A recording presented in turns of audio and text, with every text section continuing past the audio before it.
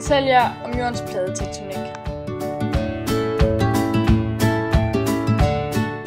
Jorden er bygget op om 7 store kontinentalplader og en masse små. Pladerne er hele tiden i bevægelse. Pladerne har 4 bevægelsesmønstre.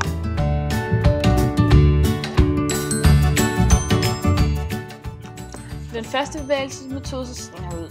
De 2 kontinentalplader stod op mod hinanden, og det skaber vulkaner.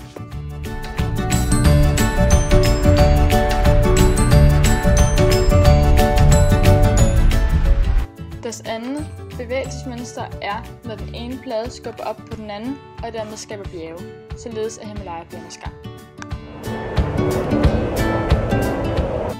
Det tredje bevægelsesmønster er, når pladerne ligger og glider op ad hinanden, og lige pludselig laver nogle ryg. Det skaber jordskælv, som på Haiti, og tsunami, som i Thailand. Den fjerde og sidste bevægelsesmønster er, når pladerne rykker fra hinanden. Det skaber dybe kløfter, som i Grand Canyon.